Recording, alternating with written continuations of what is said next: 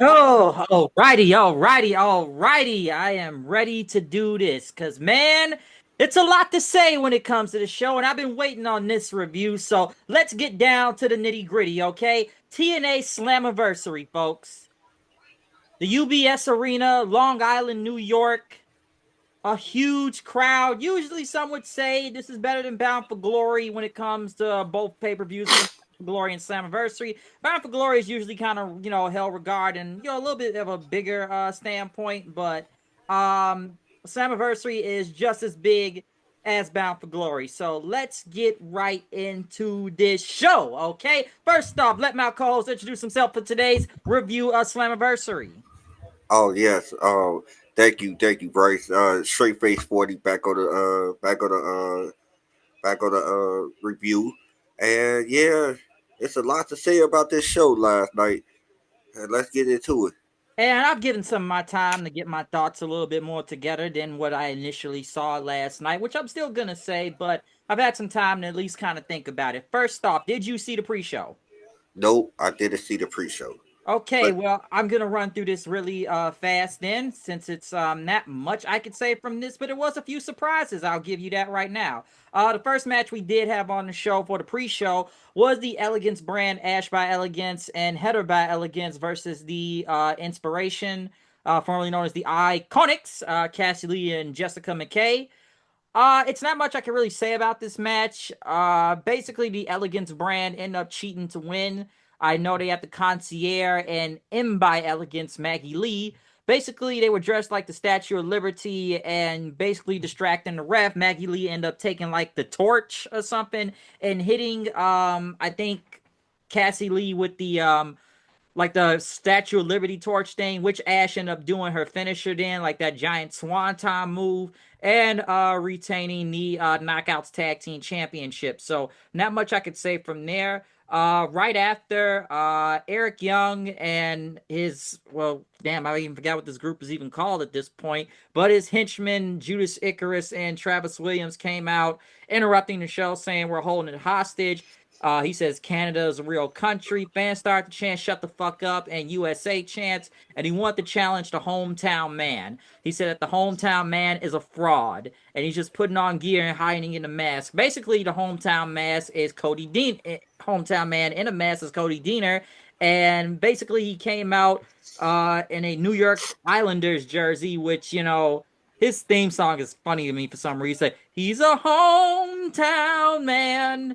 He's a hometown man. hey, Base. Go ahead. I wanna say this. I am a huge fan of the hometown man. I am a huge fan. I'm telling you, I'm straight up a huge fan. Oh my goodness. I just I just like the gimmick. I just like everything about it. I don't know. It, I like that goofy stuff. I don't know why, but that type of stuff you can, as long as it don't be, you don't take it seriously and try to put major titles on it. I'm good with that. But with this, I'm good. With a little pre-show, little stuff like that, hometown guy. Yeah, I like that. Yeah, because Eric Young basically, it is funny in a way. Like say, it can't go too far. Eric Young basically went against him, and arguing with the crowd throughout half the match. Basically, the hometown man ended up getting like a roll up pin on the Eric Young and got up out of there as he ran through the crowd. Basically, Eric Young then later in the night, I'll say this now, he ended up arguing with both Icarus and Williams, basically saying they need to get their shit together. Which honestly, I don't even get the point of this group anymore. Eric Young, he just kind of needs to drop these guys because as henchmen, I know he talked about these guys for even when Josh Alexander had them. It's like, what did you say before? Like they literally have like no type of like muscle tone or something like that. Like they just look too skinny or something. They don't look like they go to the gym at all, bro. Like I I don't see it. I see Eric trying.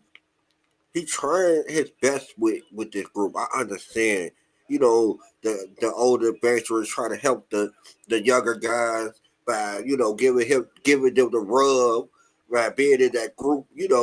We seen veterans do that before, but we also see we see why they picked those two guys, those guys as they people who can learn under them. We don't know why he picked these guys, or I don't know if he picked them, or TNA management like, hey, we TNA raid crew, or you know what I'm saying, the backstage.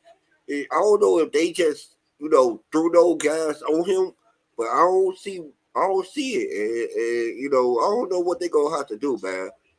Yeah, because remember, Josh had these guys, and then they end up like betraying them because we already knew Josh was on his way out the door, and Eric Young ended up betraying Josh, and then those guys end up joining with Eric Young, and it felt like this crew has really gone nowhere, in my opinion. At this point with Eric Young, some people feel like maybe it's time to bring back Showtime Eric Young, or even against the hometown man. I know even on Impact at one point he told Santino like, I was Super Eric at one point, if you remember that gimmick. Yeah, So I don't know where this is gonna go, but I'm assuming these guys are gonna get kicked out or they're gonna leave Eric Young. But I don't feel like it's really kind of gone anywhere, anyways. And like you said, who's really booking this? What I just know it's like Delirious and Tommy Dreamer that's part of the whole booking team and whatnot. So like, the only other two people I know, I think it's other people, but that's all I can really name right now. right. But yeah, I don't know where it's going to keep going. But I guess, yeah, Eric Young's still going after the hometown man. And in the last final pre show match, we got the TNA International Champion Steve Macklin, Jake Something, and Mance Warner versus Real One, Enzo Amore, Zilla Fatu, and Josh Bishop. And let me tell you this, the promo was longer than the match because Enzo literally came out there and did all of his shtick. Basically says, my name is Enzo Amore. I'm a bona fide certified G and a bona fide stud, and you can't teach that. And he basically did the whole shtick. And he said they all came from the Fourth Rope promotion, which is West Side Guns promotion. He does have a wrestling promotion. And he talked about Zilla Fatu, that he is the son of the late Umaga. And he just went on saying a whole bunch of stuff, saying like, this man did 5 years in the pen. He's got 5 kids, and he ain't even 25 yet. And What? yeah, he said that. That's a way to get our new guy over. I mean, he not a new guy, but you know what I'm saying. Get this guy over. Like how you getting that guy over with He's that type of dangerous. stuff? He can't be. Okay, yeah, with the 5 years of the pen, but what about the kids though? Is he too dangerous? That he gonna do something crazy for his kids? I don't Man, know. usually guys who got a lot of kids got kids to live for. They don't do too many dangerous things. That's all I gotta say. I don't know. You can't be too dangerous being a family man, Yeah, unless you're willing to risk it all. right? Yeah, because like shit, motherfucker said that about Jacob. Jacob got like 10 kids, if I'm not mistaken. Well, you see what he doing. He traded up his life in the WWE. Top guy. About to be Top guy. one of the top guys. Come on now. I've heard of Zilla Fatu before. Yeah, I heard that name too. I heard that name. My brother said he'd been around him. I think it was like a training seminar at one time. Like my brother told me that. So he said he was on like a training seminar or some show. But I know he told me, he was around at that time. But yeah, I've heard the name Zilla Fatu before. I heard of him. I think I've seen him in Booker T's promotion, Reality of Wrestling. So I know of him a little. And the other guy Enzo announced was Josh Bishop, which basically said he reminded me of Sid, which he did look like Psycho Sid. But he said he reminds me of Sid from Toy Story. So, Huh? yeah, he said he reminded him of Sid from Toy Story. Yeah. So, yeah, but he literally looked like Psycho Sid. And then Enzo went on, do his whole shtick, and what do we got here? We got ourselves a cup of haters, and, there's only one word to describe you, and I'm going to spell it out for you. SAWFT soft. And I know he talked about Macklin and them calling like a toy soldier. Like I said before, the promo was longer than the match. Okay, the match was literally 3 minutes. Enzo won with like a eat defeat on the Jake something and won. So Yeah, the promo was longer than the actual match, but the crowd ate up everything Enzo said. I mean, he in his hometown state. You know, he is. You know, what they in New York, right? So, Yep. and so he from New York. He got that New York slang. You know, he know how to work the crowd. He still know how to work the crowd. I see that. You know, from what you were saying, the crowd eat it up every day. He said so. He still know how to work a crowd. So I gotta see that. I'm gonna look back for just because you know Enzo, because Enzo was one of my favorite guys on the mic at that time, because he had people. He just had them, man. It was just something magical at that time. You remember those times. Oh yeah, Enzo and Cass. I Man, love it was Enzo just and something Cass. magical about that time. You get what I'm saying? They And they rem- what you were saying? I say they reminded me of the New Age Outlaws. Man, yes, man. Good comparison. Good comparison. He was the road dog, and Big Cass was the Billy Gunn. You know what I'm saying? Like, yeah, I'll definitely say that. I don't think they ever really should have been broke up, honestly, because it kind of exposed No, their weaknesses. And given what happened, because both end up getting let go from the company for two yeah. different entire, two different reasons. Yeah, I'm gonna be honest. I'm actually surprised no one hasn't even really picked up Enzo out of this whole time, even after he cleared his name. After that situation that happened. I think right now he on the redemption tour. He can do that. He can just erase that by doing more and more in the ring. You know, he under a promotion right now, so he could do more. Um, I think it'll take some time, but I think he could get back. Like you said, since he cleared his name with that case and But yeah, everything, girl I ended up think lying. right. So yeah, I think you could. I think he could get himself back in there. Everybody gotta eat crow. That's all it is, because you let the boy go before you even knew the situation. You ain't know what was going on. You just kicked the boy to the side, and then tarnish his name while the case was going on. You ain't even really give him a chance to even say, "Hey, that is not me." And I mean, I ain't do it, but guess what? Yeah, you know how it is nowadays. Yeah, that's true. Accusation, accusation means allegation means it's the the case is done. You're like allegations. You know what that means, but you know how this world is Yeah, nowadays. guilty until proven innocent. Yeah. So I, I I will. I just I'll just say this though. I'll just say about the whole thing. It's just like I think Enzo had enough heat in WWE. I think that was the reason why they kind of really got rid of him, because we already heard there was like other stories about Enzo kind of getting in trouble. And I guess because Enzo didn't go to company first or something at the time when all this happened, I think they just kind of looked for a reason to kind of get rid of him at that point. Even though a lot of people say like he's one of the hottest things on 205 Live at the time. don't get me wrong. Look, here's the thing. Here's the thing. We heard that type of stuff, those type of things happening before. People getting let go with the smallest things because they had so much heat in the back. Yeah, I do think that played a role in his people. I mean, when they let him go, that people really wasn't feeling him in the back. So yeah, I do agree with that. But you know, if he can, tone it down and don't do none of the stuff that he was doing before, I think, you know, I can see, people, somebody bringing him in. Yeah, I've been like I think he's been in like some indie promotions here and there throughout the past few years now and whatnot. So he's been kind of you haven't really heard no type of crazy stuff going on with him. So like I don't know if he's really signed with TNA or not. I know he's part of West Side Gun and Smoke Dizz's promotion, but we'll see. I wouldn't mind seeing Enzo back on TV again. Yeah, I mean, like I said, man, Enzo was one of my favorite guys on the mic at that time. And it was something, like I said, it was just something magical at that time. I remember the whole run when they came up to the main roster and had that whole little run with him and John Cena, Big Cass, and Enzo. Oh man, it was just that was just something magical at that time. Nah, I remember. I have fond memories about that time.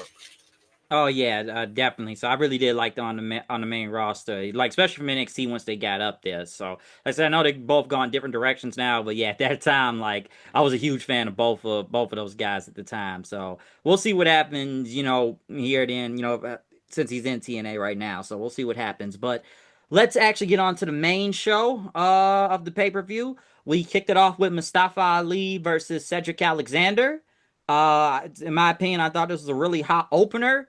Just to say some of the stuff from this match. Obviously, Mustafa Ali doing a big dive to the outside of the ring while Cedric was arguing with the Secret Service guys, which it looked like Ali overshot it and landed on his neck or head, by the way. That looked very brutal. I will say that.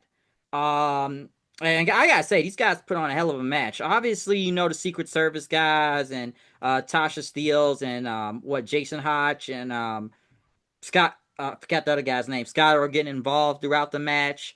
Um, Cedric, man, this dude was hitting crazy German suplexes on Ali, even like in a big belly to belly into the turnbuckle, which looked pretty crazy too. Tasha tried to get involved in the match, but the referee ended up throwing her to the back. Cedric still ended up fighting off the Secret Service guys and everything, even hitting the lumbar check onto Mustafa, but still a kick out. Even Mustafa hitting a 450 on the Cedric, another kick out and whatnot. Fans chanted, "This is awesome." Then in the match, Tasha Steelz ended up running back to the ring with a chair, pushing in there, but Cedric stopped her, stepping on the chair. Tasha tried to swing at Cedric. Cedric hit a hell of a lumbar check onto Tasha Steelz. I swear she flew in the air. It was crazy. But then Mustafa Ali immediately hit a 450 splash onto Cedric Alexander, getting the win over him. So definitely a great opener to kick off the main show of the pay per view. I enjoyed it. Man, man, hey, that was hey, see, that's how you start out for pay per view right there, man. That was a very, very good match. And I love the finisher. And Tasha Steelz really, oh my goodness, she flew up to another zip code. Did you see how high she went? She My flew. my goodness, she took that lumbar check. Oh my goodness. And but at the same time, it was one of the safest looking lumbar checks too. If you ask me, man, she flew up in the air, but she took the bump very good. But um, very good match. I knew it was gonna be a good match. I always wanted to say this though. I feel bad for those people who started out, in a 205 live. You mentioned 205 live earlier when we were talking about Enzo. Because I just feel like because they started out in that little cruiserweight division, little stuff. It's hard for these guys to share that off with them. It's like they shared it off with them, but like people don't want to, you know, get into the big one. You know what I'm saying? Have them in main event matches and stuff like that. I don't know. I just gotta see somebody who shared it off with them in another company and still had a main event career after 205 Live. I just need to see that. I just feel bad that those guys don't get the chance to really be main event guys. Like because I could see Mustafa Ali being being a world champion. I really can. When it, Yeah. I don't know when it's gonna happen, but remember, speaking of Mustafa Ali, remember he was going to be the Money in the Bank with it before they changed their damn mind. Like, I just wish that could have happened because it wasn't like the crowd wasn't ready for it; they was actually hyped for it. But you know, I could just see these guys being more than just what they doing right now.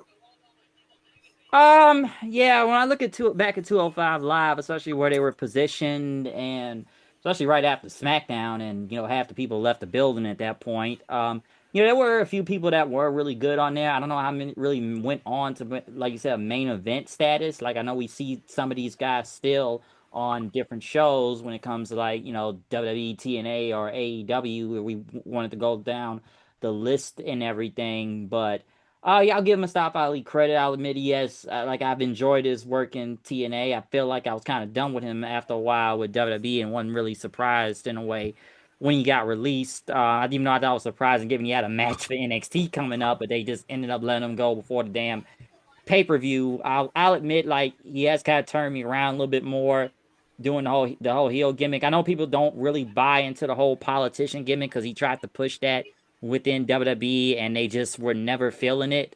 So at least, I guess it's kind of working here now within TNA and whatnot. I will say that.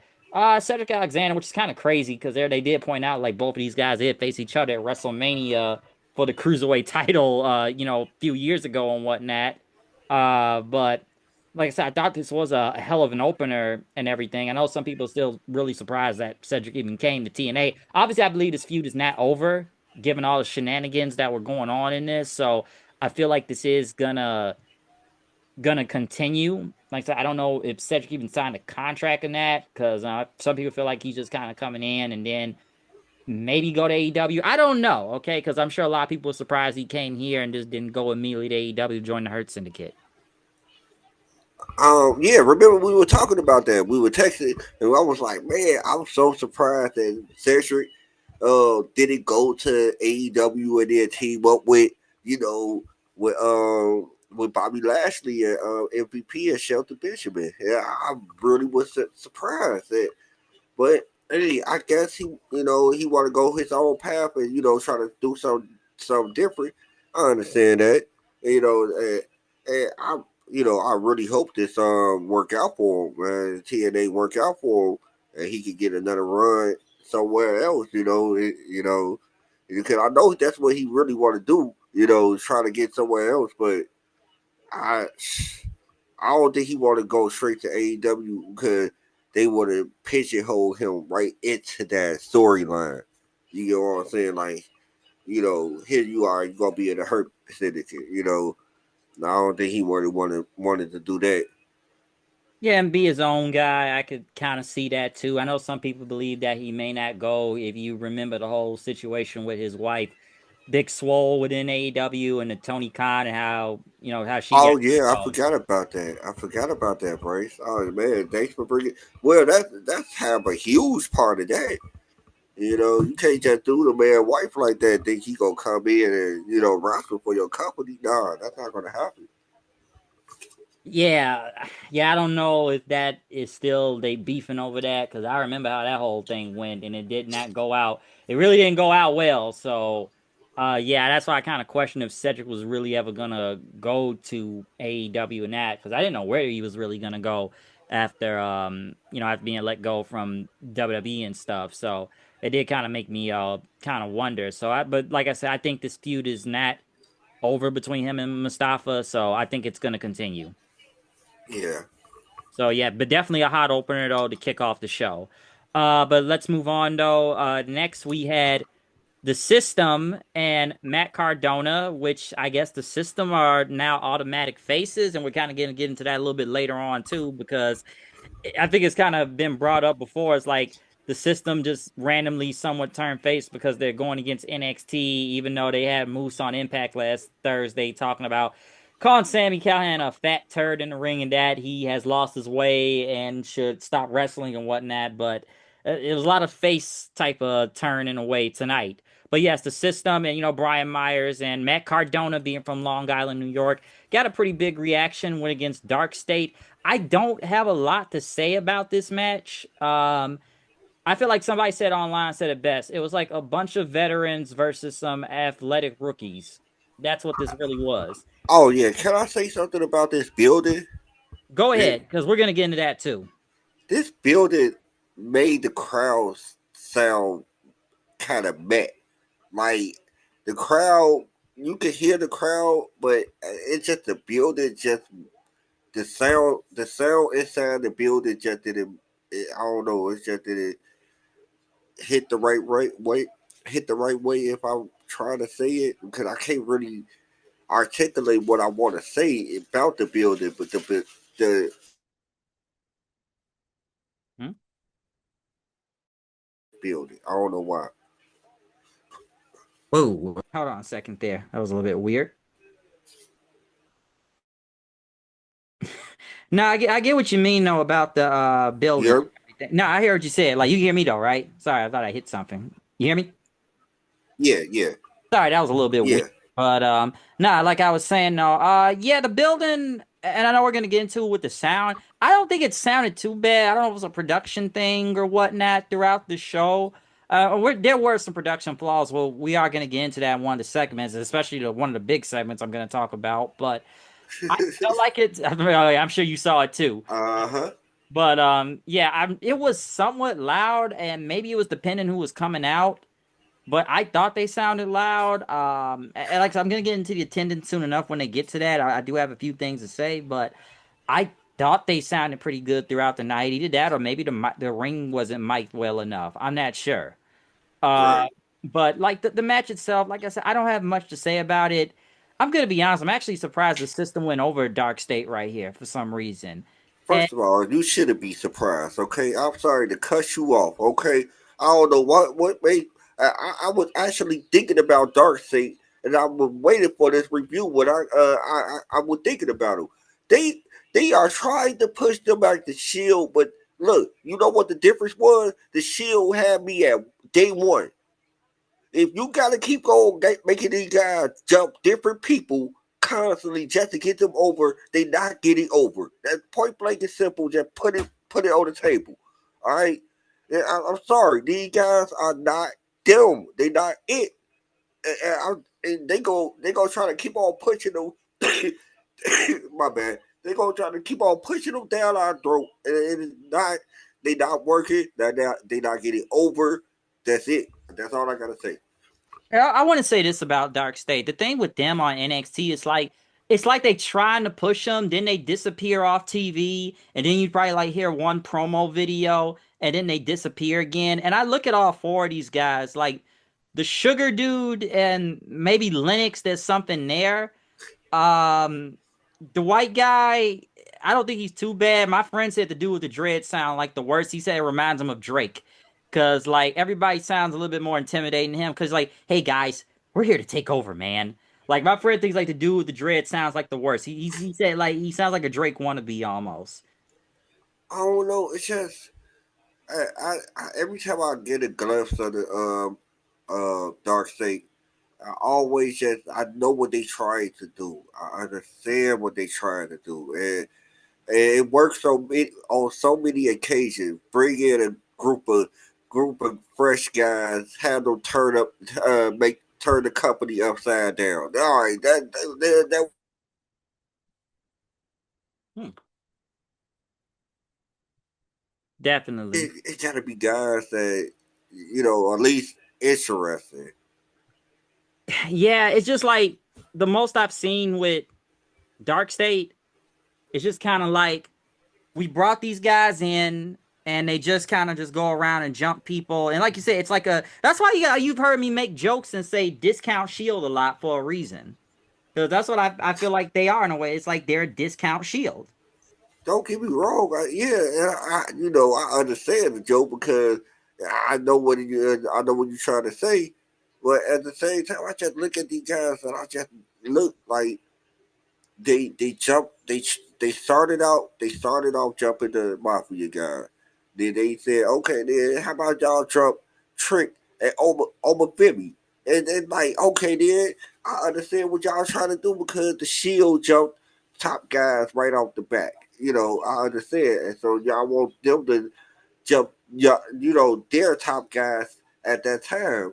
And Trick William, Oma Fibby, and Jabbar Evans. So I'm like, all right, cool. I understand it, but it seemed like when they did that storyline, they kind of shoehorned them in there just for the hell of it, just to shake things up. Oh, look at these guys gotta work together and go and get Dark State. And it kind of made Dark State look like just some kind of obstacle for those three guys to overcome before a day triple threat match. And it's just I just didn't see Dark State as a real threat. I just saw them as a obstacle for them to get past. That's not a good look for your team. Yeah, because And the thing with sending them here to, sending them to TNA just felt kind of random. And the only reason why I said I was a little bit surprised that the system and Matt Cardona went over, because I just kind of thought they was just gonna try to like, all right, they're just gonna have them beat some TNA guys. But then I felt like this is why I felt like things were starting to change for me. The minute I saw that, okay, the system and Cardona won, because I kind of get the story of what's going on of Matt Cardona wanting Brian Myers' help because they've been tag partners before. I felt like that low-key telegraphed me for how the rest of the night was gonna go along when it especially came to these TNA NXT matches. But with Dark State though, it's just kind of like, okay, it's whatever with them. We'll just send them there to get beat because it's like you said, it's like they look like they want to try to do some of them in NXT, but it looks like now they just kind of either randomly pop up or you just don't even see these guys anymore. But like you said, they're not the Shield, even though I said they come out like a discount Shield. And like, don't get me wrong, and I'm not trying to shit on the group. Here's the thing with the group is they had promise at first. I stayed with them at first. I'm like, they gonna bring out a NXT version of the Shield. I understand. Well, I see what y'all trying to do. But as the weeks went on, as the months went on, it just didn't hit. It didn't click. It just didn't click, and I just felt like they needed to move past it or do something else with them because like this especially this should put a real stamp on the on the group like, hey, this not this not working. um Cause to see they was the only NXT guys to lose tonight, that lets you know right there that they're like, yeah, they don't really see much of these people. That's not working. Let's break it up. I like to add one other thing too. You said NXT version of the Shield. I'm like the Shield started in NXT. So it's kind of funny when you say that. Like, Yeah, yeah, I understand. Yeah, I had to catch. I said it when I said it, I caught myself, but I like it was already out there. But man, yeah, to be honest, it, that's what they wanted to happen. If they would have caught on fire, though, Bryce, do you think they would have been they would have been on the main roster by now if they would have caught on fire? But they didn't catch on fire. I don't see it happening anytime soon.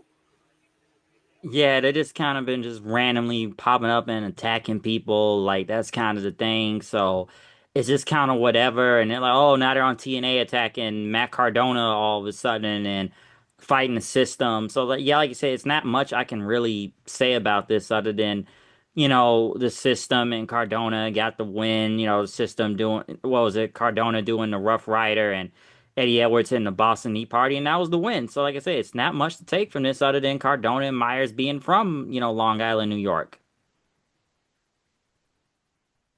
Here, here's the thing with that. I see they were trying to butter up the crowd because the crowd were going to get mad as hell towards the end. Toward later on in the matches. I mean, in the pay per view. I see they were trying to butter up the crowd, like, oh man, the whole time guy won.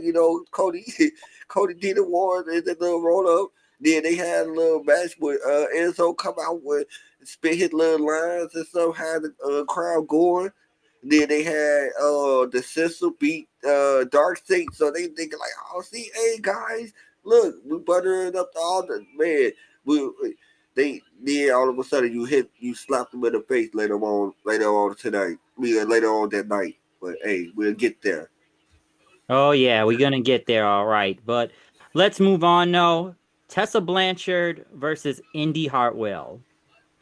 Um, I didn't think this was a bad match. And I know it's a lot kind of going into this, especially how they've been trying to build this up. As soon as this match even began, we got "She's a Racist" chants at Tessa Blanchard. Let's be honest, that's never really gonna go away. Even putting Victoria Crawford, Alicia Fox, which I'm sure a lot of people are gonna look at that as, I've already said like it's, the whole look at me, I have black friends type of thing by, putting Fox with Tessa Blanchard. And I don't think this match was bad.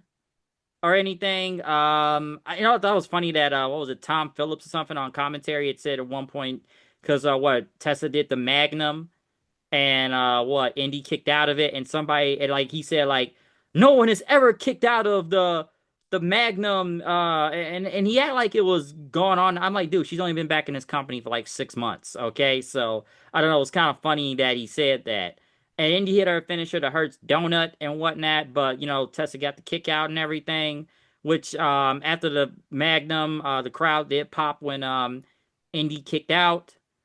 Um, Indi ended up hitting like another Hurts donut and then knocking her back across the ropes and hitting another Hurts donut for the win. So Indi ended up beating Tessa. I know the fans did end up chanting, Tessa, we coming for you. Tessa, we coming for you. If you get that whole joke. And then right after Gia Miller ended up interviewing Indi Hartwell at ringside, Tessa ended up attacking Indi and attacking Gia Miller, which start beating up Gia Miller then, which, you know, Crawford ended up holding Indi back.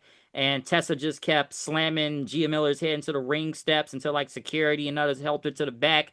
Santino was in the back then, pissed off at Tessa, saying, "I'm sick of this shit and everything." And Tessa's like, "What are you gonna do about it, huh?" And Santino said, "You know what? I'm getting security," and they picked her up and escorted out the building. Which he came out later on in the night saying that Tessa Blanchard has been suspended indefinitely. So I guess this was the writer off for the time being or something. So um yeah, I don't I don't know where that's really going.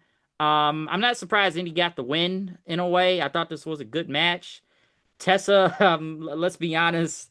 Come on, those she's a racist chance of never gonna go away. But this was a good match though. Man, hey, this was one of my favorite matches because I ain't gonna lie, man. It was a very good match to me. I kind of figured that Tessa was going to lose here anyway. I just had a feeling the way that every day was going towards Indy every day. But it's nothing Tessa could do to turn this crowd around. It's nothing Tessa could do. Tessa could do a moonsault off the Sear Tower and land on her feet, and they still not going to care. They not going to care, and that's why I always I didn't understand. You know, until it's me until the day I don't understand why TNA really brought it back. It's like you're not gonna really you gonna get matches out of this, but people not gonna really care about her when it comes down to big views. You can't put it in a world title picture. It's just you can't do too much with her. You brought her back for no reason. And let me say this too, because I told you about that interview she did, and I told you that, you know, Gail Kim ended up responding to it online. But you know, that whole interview when she said she felt insulted that, you know, TNA was bringing her back and everything, and like she was doing all this in CML and Mexico and whatnot. And when you really kind of look like at the whole interview of what she said, because I think, yeah, you weren't gonna get the same thing you did in the past. But his thing, like, minus the whole racist allegations and the whole bullying other girls and all this stuff, allegations too. Um, let's remember, like, she shouldn't really feel insulted that the company asked her to come back. If you look at the whole article and how that happened, and whatnot. And then again, like I said, with Gail Kim's response, she had to come clear her name because she's like, "Hey, I had nothing to do with it, so why you put my name in it?" It's like you shouldn't feel insulted. Let's remember, the last time she was in this company, she didn't even show back up. Yeah, it was the pandemic and everything, but you took the world title hostage and then tried to like charge money for it and everything and just no showed and didn't even send any video packages. And they ended up getting rid of her because she was a big headache and whatnot. You know, adding the controversy and stuff too with it if you want to go there. But she honestly should kind of be thanking her lucky stars that these people even called her back. Some people still look at like her being in TNA, especially with this whole partnership with NXT. Some people feel like this was a gateway for her to get to WWE. I don't think so because there's a lot of people that don't like her in WWE also. Yeah, So I would. it makes you question still, like, why did you bring this woman back? Hey, she's a hell of a wrestler. Don't get me wrong, but you kind of got a bad reputation behind you for multiple things, and some would think like maybe she learned her lesson and everything. I'm not really sure all the way because a lot of people feel like she didn't really earn it, and I felt that way a while ago when they brought her back into the company and everything. So like it does.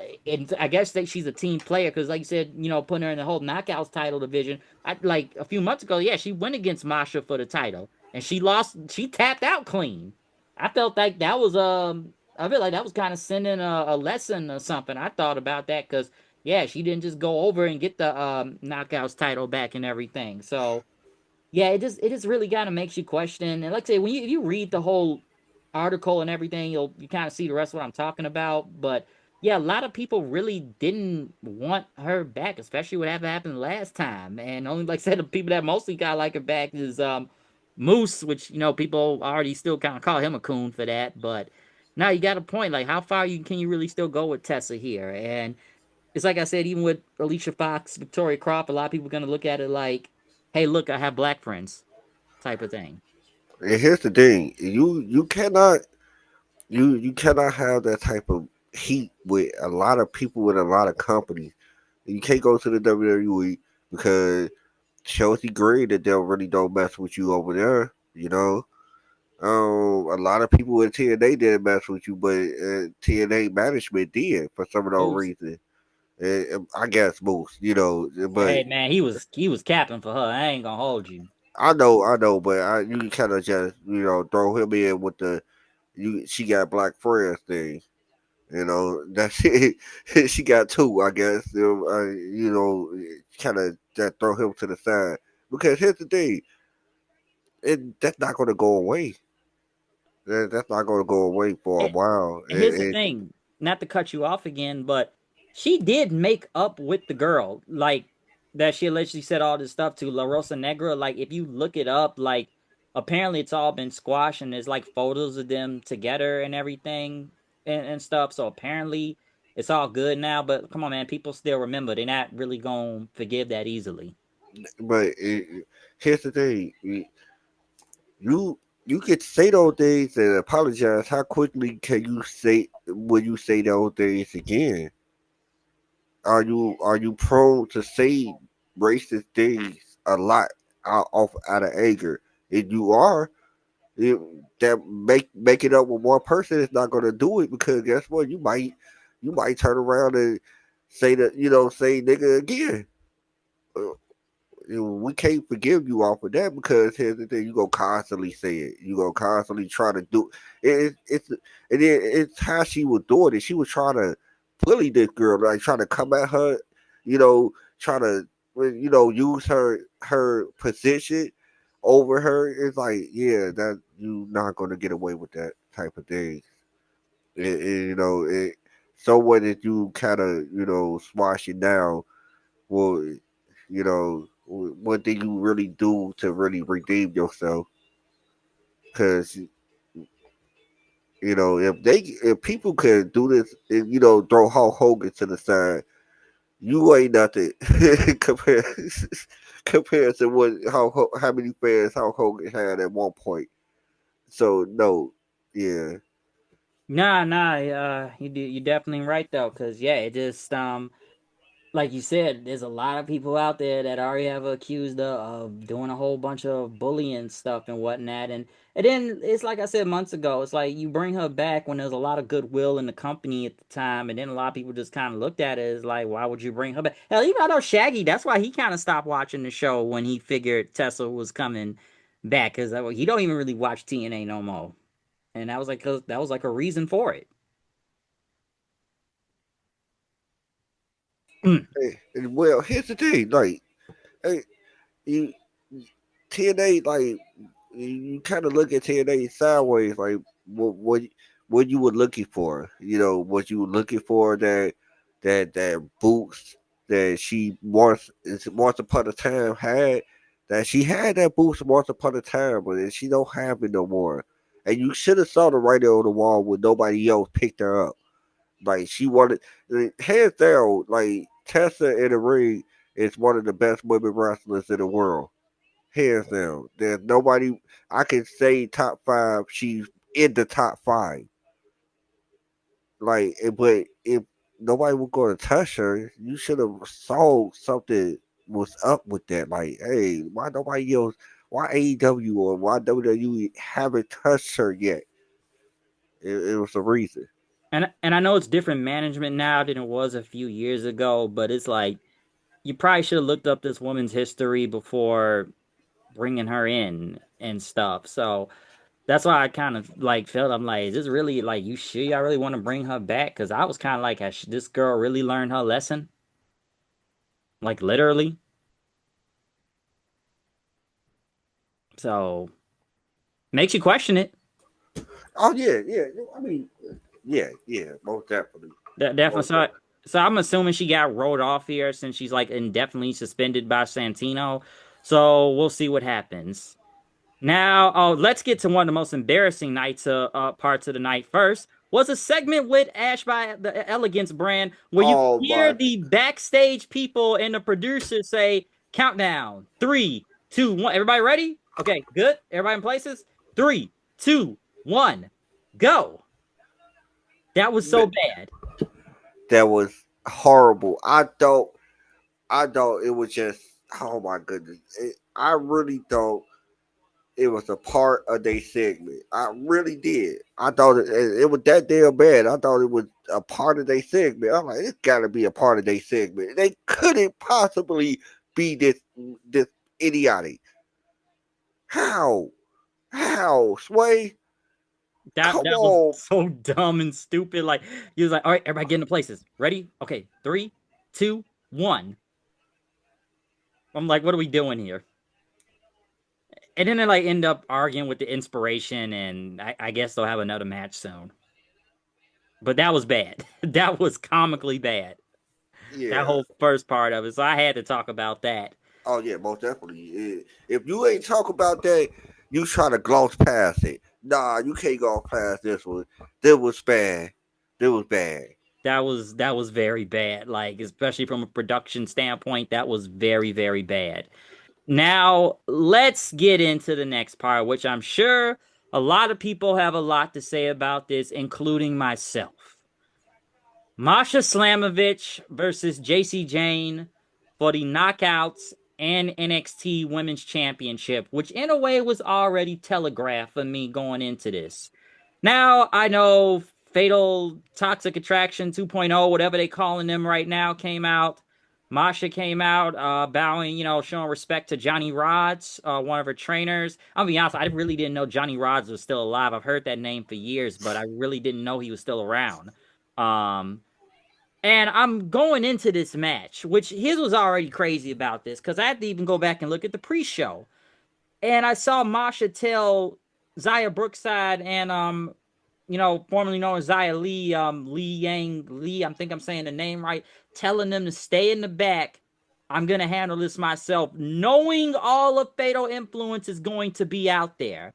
So it's like, why would you go out there by yourself? And listen, I just looked. It's like I kind of knew this what was gonna happen here, given what I saw on the show last week on NXT, especially with Masha pinning Jacy right there. That telegraphed it and already told you. But going throughout this match, obviously, Henley and them got involved, putting the title in the ring, and then Nick's getting the Knockouts title, and Jacy ended up hitting Slamovich in the back of the head with it, and the referee pin, which the belt was literally in front of the referee and act like she couldn't see it, which you have to wonder how did this other title belt get in the ring and you still gonna try to count the three when it's right in front of you? What kind of shit is that? I get they gotta go about a match, but man, the belt's right there. And Masha kicked out and everything. And then next thing you know, obvious again, Fatal Attraction gets involved again in the match. Zaya Brookside and Lee Yang Lee come out and fight them off. They fought off to the back. And the referee ended up getting taken out by a kick by Jacy Jayne then, which Masha ended up hitting the snowplow and then get the pinfall, which like it's out to 5 at this point. They send a second referee out there. Jacy kicks out, and then they kind of go back and forth. I think Masha landed into the turnbuckle, got back up, and then Jacy hit a finisher and won the Knockouts title. And I'm sitting here looking. It's like I knew this was gonna happen. Then she went on to say, "Who's the beatable champion now?"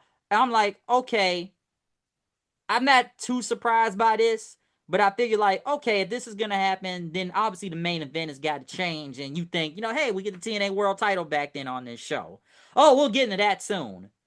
But man, and then they send the so-called and man, I got a lot to say about this guy. What's his name? Carl Silva, the TNA president. And I don't know if this guy's about to come like a character on TV. Like I know there's a difference between business and what he's going and doing in the back, and I'm gonna have a lot to say about him more later on. But good God, man, this guy looks like a cuck right here. You come off with this fake brand TNA hat you got on all the time that they keep showing in the crowd. Like man, where the real one? He looked like a bitch.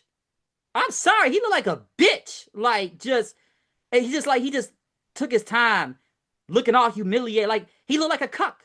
Like he looked like a damn cuck. Almost like, and I'm just sitting, and I'm gonna say more about this dude later on, but even I had to sit there. So like, god damn man, how much dick did you suck on WWE to get to this? Like what the fuck? Like what the fuck? Go ahead. Go ahead. Just go ahead. I'm gonna have more to say about that in a second. Go ahead. Yeah, I didn't think they were gonna take it that far.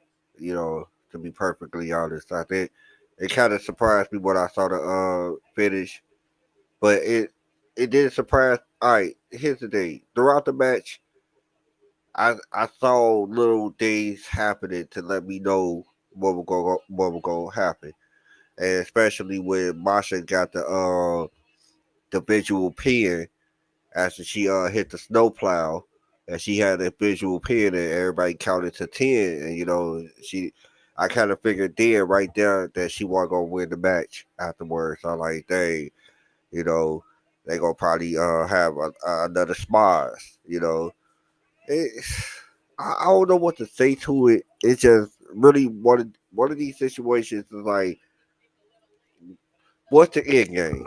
What's the end game? Because you not it you needed it tonight. Not tonight, but last night. But you get what I'm saying. You needed it last night. You needed to have these guys win this match, these big matches. Yeah, I know y'all. I know y'all on the road to Bound for Glory. I understand that.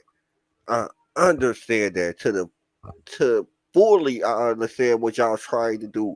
Yeah, y'all want to get the big matches on y'all biggest card of the night, of the year. I understand that, but it you can I mention something from AEW?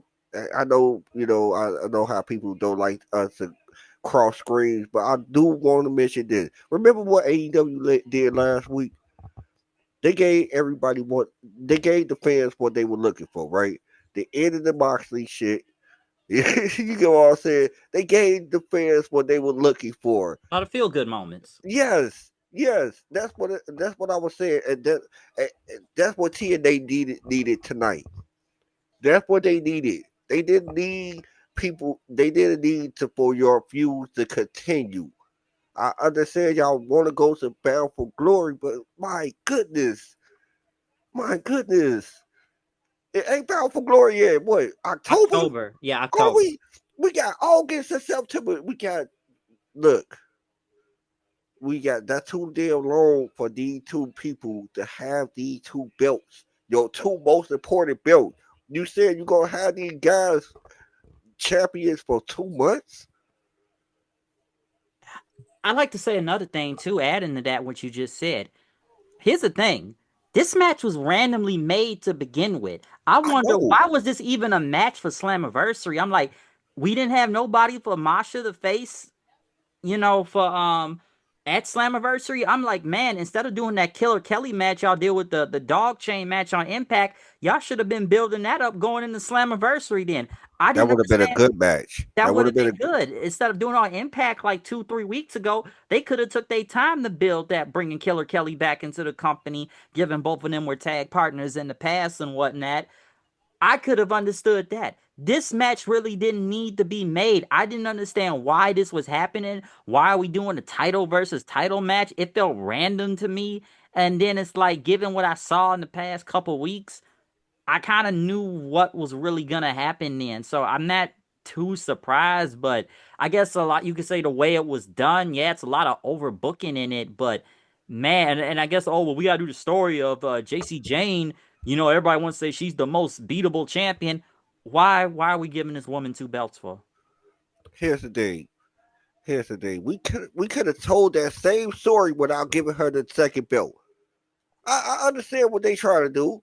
They trying to make everybody look stupid. Y'all thought JCJ was gonna be a transitional champion. Ha ha! Jokes on y'all. I'm like, no. Look, here's the thing. It just look. We wasn't trying to disrespect the wrestler. We wasn't. But how she won the NXT championship, it was kind of random. And so we thinking to ourselves, once Stephanie went on to the main roster, they just needed somebody to get the belt off of Stephanie. That's all we were thinking. Like that's all I was thinking. That's all everybody was thinking. And so where NXT trying to get off at, we're trying to make us look dumb, but y'all kind of y'all kind of fucking up other people companies taking their world championship away from them. But where they stories at, huh? They stories are integrated with y'all, basically. They made a bit scene, it's y'all made a bit scene. Yeah, I, and am I right or something? Like, am I wrong? Like, it seemed like that TNA made a bit scene is whatever NXT is doing. It feel like that to me. Like, what's going on with TNA, man? Like, I don't know. and I'm gonna get, and I know we're gonna talk more about this when we get to the main event and everything, because like I said, I got a lot to say about the TNA president right here. Like, I've already said a few things about him, but dude, I feel like every time we see this guy on TV, he looks either humiliated, dejected, or he looks like a This cup. is my first time seeing this nigga. Really, because he's been Yeah, on. real talk. They've showed him in the crowd a couple times, even on. I know you didn't watch Battleground, I guess, a few months ago, but he was out there when the fucking Trick won the title against Hendry, and he just Get looked all disappointed and dejected. I And I'm mean, like, oh man. So, look, if I remember him being the same guy that kept on, turning the camera to, he does. I just didn't think nothing of it when they was just showing the camera to that nigga. I just didn't think nothing of it. So I probably did see him a few more times. I just didn't think nothing of it. Kind of ignored it. Like, who is this goofy looking nigga? So like, and I know, like, with him, he's holding the business side, and I've seen him in interviews. I guess people now, I guess, in the back like him, but apparently he said there's supposed to be a media rights deal, TV deal coming soon. Because I get it, nobody doesn't have Access TV. I understand that. If you can get on Access and go to another network, then fine. But it's like, man, you have to look at this guy when it comes to the decision making here. It's like, damn, you really cool with this shit happening? But then again, like I said, we're gonna get to that later, because I'm sure we're gonna have a little bit more of a comparison into this if we go back and look at the partnership between AEW and TNA at the time, and I will get to that later. But like, here's the thing. Here's the thing, Bryce. I would like to say this: with him being a business person, he probably look at everything from the numbers. So he probably a number guy, and you gotta look at it as that. So if he looking at everything being a success right now, he don't want to let that success not success leave. Even though he don't know that if he just go ahead and let that part go, you will still be successful no matter what because you got a strong fan base. He probably don't know that yet. You know what I'm saying? He a business guy, probably never really messed with wrestling like that. You got a lot of guys who in this wrestling business who never really watched wrestling, never understood wrestling, and never understood his fans. And how he probably looking at it is, oh, I'm getting all this success messing around with the WWE. It ain't really the WWE. It's really you and TNA. If you really look at it, sir, if you just sit back and just look at your roster and look like, hey, these guys need chances. That's all they need. But he not really looking at it like that. He only looking at it from a business point of view, and it's kind of hard to tell a business person, hey, you could do better when they already will do when they already doing good. Cause now this now brings me to my next point, since this is now the next thing part of the show, and I guess I can kind of compare this in a way, because then they talked about the attendance for tonight's show, and I don't know what the seats or the building is. It looked, I'm not saying it was a sold out show, and they said like over 7,000 people, and say this is like the biggest crowd they've done in a very long time. TNA and whatnot, like it was one of the biggest crowds, I guess, in North America, attendance or something for TNA, because we haven't seen TNA do a lot of big crowds in a very long time. Like we've seen semi ones, but I'm like, damn, this is a really big arena. Like I said, I don't know if this was a packed house or if it was sold out, but there were a lot of people in that show last night. Now this does kind of bring me back to the comparison, because let's remember, like I said, this Carlos Silva dude, this guy was the immediate replacement for Scott D'Amore once they fired him, and I always thought that was strange. Like all the fanfare Scott D'Amore did for TNA and everything, bringing it back, and then they just let him go. But then again, we have to go back to the whole business thing. I think Scott obviously has the mind when it comes to wrestling. Yeah, we talked about questionable decisions from him in the past too, and everything. But I don't know how much of like business wise, because like even when he was still running it, it's not like TNA was still doing like really bigger crowds or anything. It's almost like, how can I look at the comparison as this? It's like he had the booking and everything, but I guess the business side with TNA, he didn't have it really all there, or maybe Anthem wasn't happy with it, because it's not like the big crowds were there, or even like a lot of these bigger selling out shows nowadays, but between pay-per-views and whatnot. And it made you wonder, could Scott D'Amore have ever really got there when he was still running the show and whatnot? Like it does kind of make you think about that when it comes like the who was running it before and who's running it now, when you look at the crowd growth and everything. But I even said this with Scott in the past too. It's like, or maybe I've already I'm trying not to repeat myself too much when it comes to this, but it's like, hey, we have bigger crowds and everything, but damn, the booking still matters too. It's like he had the booking, but business, it wasn't there all the way with Scott D'Amore. And I'm gonna ask you this question too, adding on to this. Do you think that TNA really kind of did a lot of this with them helping get this big of a crowd and in the building, or as a lot of people say, well, it's the WWE, or it's the WWE rub, or NXT rub, or something like that? Here's the thing. I always believe that the NXT crowd is partially the same crowd that kind of watch a lot of. Let me put it like that. I think the NXT crowd is a hardcore crowd. So think I don't think it's too many of that. I mean, it's too many of those people who don't watch TNA. I don't think it's a lot of people. I think it's a lot of NXT people watch TNA. Yeah, that's all I see it as. I don't see them having a rub for WWE or NXT. No, no, that's not what it is. I really think a lot of NXT fans are TNA fans. That's all I think it is. They've been TNA fans. They the hardcore crowd. They the hardcore part of the WWE fans. That's how I look at it. I don't really see them being, they getting the rub for WWE. Like, no, no, that's not it. Or I, I've I, heard I, people I try to say Trick Williams sold out this show, helped this no, spot. Like, no. I do not believe that. I think in TNA did a great job. They've been doing a good job, man. They just been doing a good job. People need to stop really trying to take away from TNA and trying to take away from their success. They was on the upright. They was on the upside before WWE got their ass over there.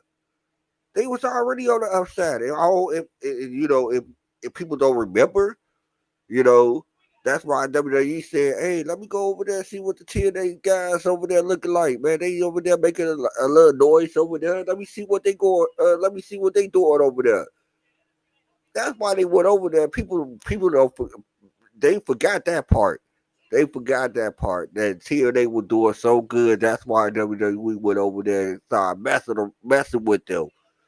Come on, man. Like, I don't know. Do you think, like, if Scott was still there, like, I don't know, would it have gone this far with him? You know, if he was still over there before they just got rid of him? No, see, here's the thing.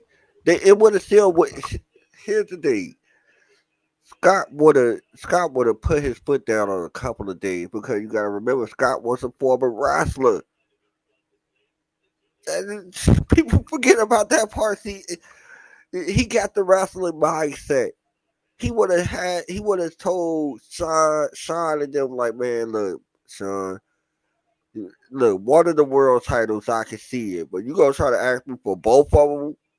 Like Scott would have probably put his foot down on him, probably won. He probably would have had them do one world title and had a storyline around that around that world title, but he would have never did too. He would have never did too.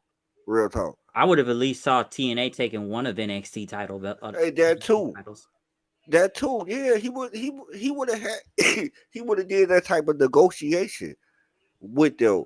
Where other dude, he don't know what's going on. He probably get it duped. You know what I'm saying?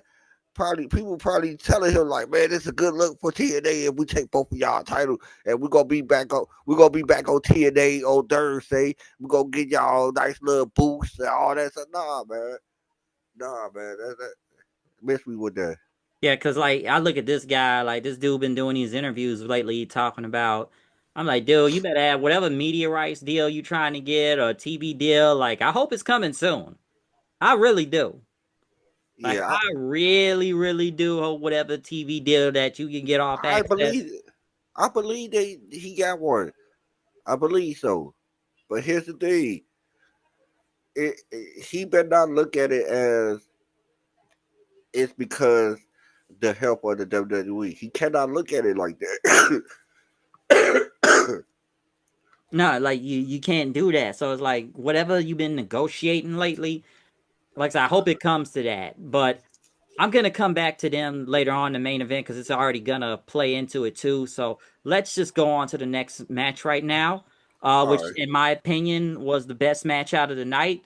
Moose versus Leon Slater for the X Division Championship. I'll give Moose credit. He brought back his old theme song and everything. I did like him with the throne and stuff. I really did enjoy this match. I know some people feel like it was a lot of kick out of finishers and all that, but I thought it played to the whole big man, little man thing. Moose was very dominant, even in his finisher immediately on Slater. But, Slater ended up like doing a big Hurricane Rana to Moose onto the floor, which looked pretty brutal. Um, Moose ended up in like a pop-up power bomb then on the Slater, catching him in the ring. I remember the fans chanting, "This is awesome." Slater was coming back with clotheslines, but Moose kind of no selling it half the time until Slater hit like a big one on him after a buckle bomb and hit him to got him to the ground then after a big clothesline. I know Slater went to the top rope, but Moose ended up crushing then. He ended up spearing it, trying to go for a spear, but Slater countered it. He tried to go for like a big springboard. I think Slater, but Moose caught him with a spear then in like midair, which was a kick out then. I know they ended up showing like Slater's family at ringside watching the match. Moose tried to go for another spear, but Slater got out of it. Hit a big torture rack on him and spun him around for a blue thunder bomb, which was pretty crazy. He ended up hitting his 450 swan time. Moose kicked out of it. Crowd was going nuts for it then. Slater ended up like hitting multiple super kicks on the Moose right after, still trying to take him down. Moose had got him again, taking him to the ground, ended up spearing him in midair. Fans was chanting Moose, like Slater was on the floor. Moose went after him for another spear, but Slater hit a code red after, threw him in the ring, was gonna go for the swanton, but Moose rolled out of the way, flipped him off, and Slater, like, I don't know how far he jumped. The man's got some hops, but he jumped like real far with a swanton, hitting Moose then, and then he ended up hitting another 450 swanton and won the X Division Championship, which now he is the youngest X Division champion since Amazing Red. right after the match as Slater celebrated with his family. Once again, Carlos Silva, who doesn't look like, doesn't even know where he looks like he's at, trying to get in the ring with the title belt. Moose just pushed him out the way and took. I low-key wanted Moose to hit him for some reason, and then Moose basically showing a sign of respect to Leon Slater, put the title belt around his waist and basically, saying like, hey, you're the new champion now and whatnot. As Slater, end up still celebrating in the ring. So before we get to the next part, what did you think of this whole thing?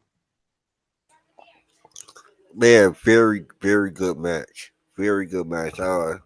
Leon, he's that guy, and they see it, and they try to push him. They giving him a rocket.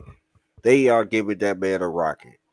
And look, I really felt good. It was a feel good moment. This was one of those feel good moments that it kind of made you forget about Jacy Jayne a little bit, because it felt that good. It felt that good, bro. Man, seeing the man family out there, AJ Styles come out, Oh, we're gonna get man, to that part. my goodness. Well, you couldn't even draw it up better on 2K.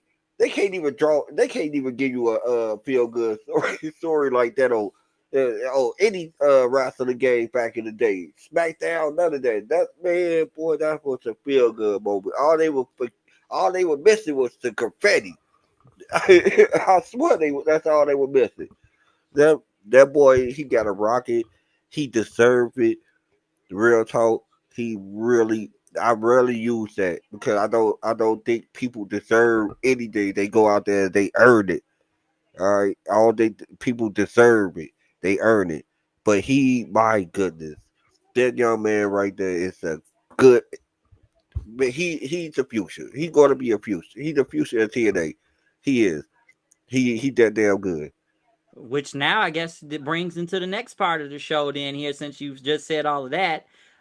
Next thing you know, we get the return of AJ Styles, and AJ Styles came back out to his old TNA theme song, Get Ready to Fly. This is the first time we've seen AJ Styles back in a TNA ring since January of 2014. Because I remember the last time he was there and how it went down, and him going against Magnus for the whole unified world title thing at the time, and it was basically AJ and Sting versus basically all the heels in the company at that time with that match, because we all know AJ was gone in after TNA after that. Like, if you know the whole story with the pay cuts and everything, and we know AJ Styles is gone after, from going to New Japan and Bullet Club and IWGP World Champion, where he currently is right now in WWE, basically damn near won every title over there. But AJ was back now from where he started, a former TNA World Champion, the first X Division Champion, Tag Team Champion, a Grand Slam winner. Basically, damn near won everything within this company. But yeah, AJ came out to a big pop though when Get Ready to Fly came on, and he chanted, "Did you miss me?" Fans chanted, "Welcome back," and everything. And then the fans chanted, "You deserve it." But as you just said, he went to Leon Slater, says, "Don't listen to them, because you didn't deserve it. You earned it." And, he thanked Slater for, why he loves his business so much. Fans chanting "Welcome back" then and saying one more match. And he says, we're going to get to that, but he wanted to talk about Slater first. And he talked about the X Division being about, not about weight limits, but no limits, and talked about the foundation that was built. And he talked about guys like Samoa Joe, Christopher Daniels, Amazing Red, Jerry Lynn, Homicide, Kazarian, a lot of those guys that were in the X Division and whatnot. And basically said, he knows that the X Division is in great hands and whatnot. And he said that Slater has made history. You're the youngest X Division champion now, and you can make a legacy and everything. And, Styles basically said, congratulations and all that. Like, basically, like you just say, he's the future and everything. And they hugged, and, that was the end of the segment. But I gotta say, even though they already said it last Thursday he was gonna be here, I do kind of wonder if they should have saved AJ Styles for a surprise. But I'm sure telling AJ now was gonna help sell more tickets anyways. But this was really pretty cool to see, just to see AJ Styles back in a TNA wrestling ring. I'm sure people are gonna wonder if he'll have one more match there. I don't know. I really don't. But I was just happy to hear "Get Ready to Fly" again, since I haven't heard it in a very long time now. Man, I already knew that he was on his way. He was going to be there at Slammiversary, but just that was just such a feel good moment. Just seeing him walk out and just seeing just brought back a whole bunch of memories. I know it did for you. It's like a memory rush. And like all the good matches that he had, all the moments and all that stuff. Even the bad moments he came in my head. You know, no, but it was just a feel. I don't know how many times I'm gonna say it. I don't want to, like you said before. I don't want to repeat myself constantly, but it was just a genuine feel good moment. Oh yeah, it definitely was.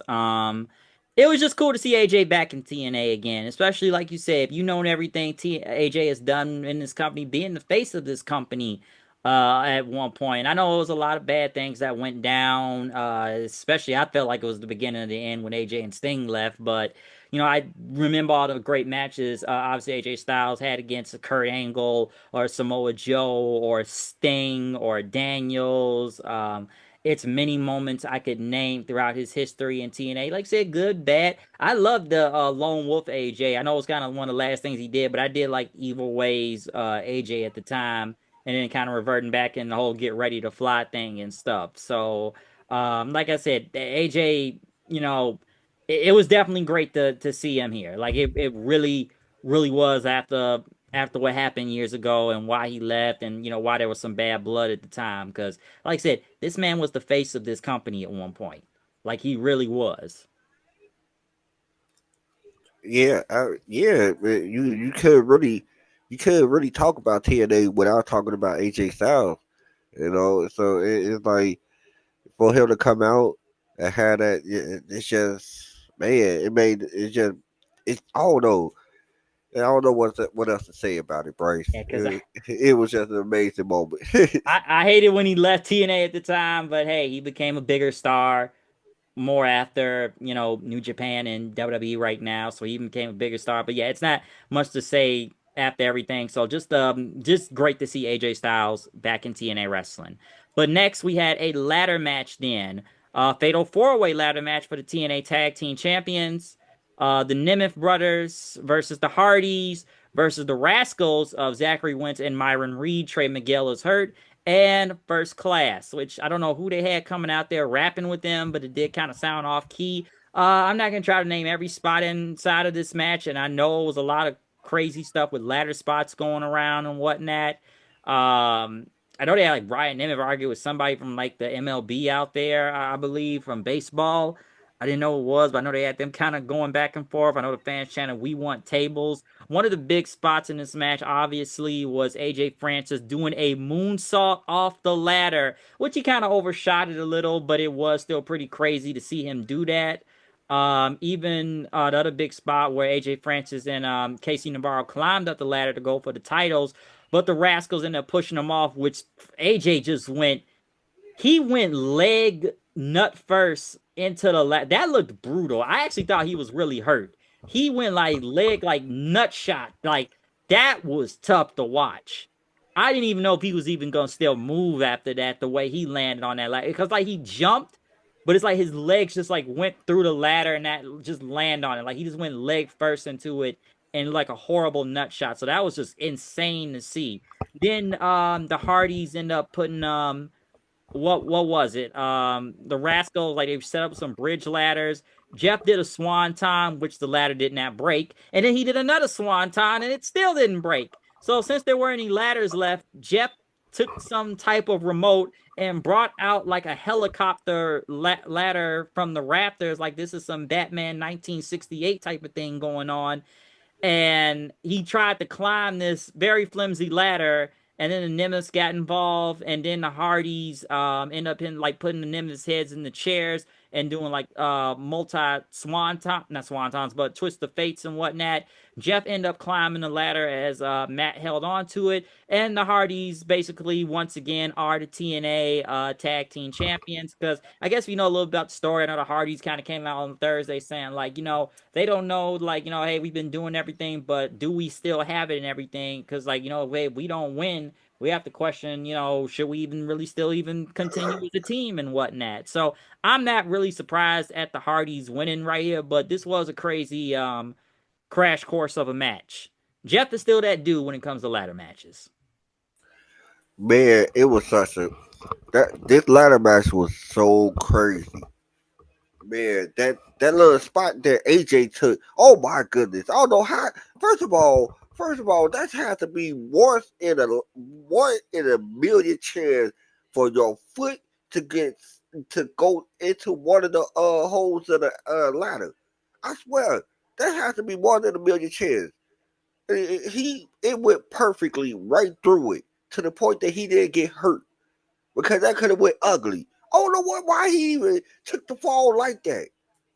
Why did you take that fall like that? Navarro took it pretty nicely, but my goodness, AJ Francis, that could have went ugly. But I'm glad it did it. But the most innovative thing I see in modern day ladder matches was to bring out a helicopter ladder. I, my goodness, my goodness, one of the most innovative things you've seen in modern ladder matches. You've seen it all. You get what I'm saying? You've seen it all before. And so for them to destroy all the ladders to the point that I thought they were going to the back and go get a big stupid ladder or something like a reinforced ladder or something. Nah, they're doing something that nobody ever seen before, and that was good. That was pretty cool. You know, that man, Hardy Boys are still those guys. That's all I gotta say, man. which Oh my goodness! If which you remember what I was first saying about them in the beginning of they run when they came back, I like, well, what TNA will go get out of them. I didn't see nothing, nothing that they could have done that they could change my mind and be like, well, y'all still look like those guys from AEW right now. Y'all not really looking like, but they shut me up. Every match they had, it had been bangers. And the feud they had with the little brothers, my goodness, it had been a good feud. So I really changed my view on them again. Like I had to because I really thought that the end was near. I was like, "Shit, the end is near. I already see too much in y'all, too much from y'all guys, and y'all shut me up. Real talk, man. It's like this type of stuff right here. Show me why y'all still in the game 30 years later. especially how they've been moving, especially in AEW, I kind of felt they were on their last leg, but I'm like, they've moved better here than what they were doing in AEW, so I'm glad to see that and that they can still go. But now this brings me to what happened after this match. Bully Ray Right. came out to the Team 3D entrance and he congratulated on the Hardys, winning another tag team championship, saying you guys are catching up and everything. And, Bully Ray talked about the attendance in the crowd, how it hasn't been big since like what 2013. And basically, he talked about the Hardys and the Dudleys, back at Royal Rumble in that table match. And he said who was the greatest tag team in history, which he said was the Road Warriors, but who is the most successful tag team in history. Bully Ray basically brought out that the Hardys and Dudleys have won a lot of tag team championships, but they said we need to do the match one more time at Bound for Glory, which the fans chanted, "Where is Devon?" Which I had to question that too. That this is what really made this segment weird, because it's like Devon wasn't there, and even Bully Ray saying like, "Oh, you're gonna hear Devon get the tables again," but it's like the last time Devon really did anything in wrestling was like maybe the 1000th episode of Impact, which he doesn't wrestle anymore. Like he doesn't. Like I think he had like back surgery or something. Like I think it was like his back and neck that he really can't do it no more. When I saw that match on the 1000th episode, that was like over a year or two ago now.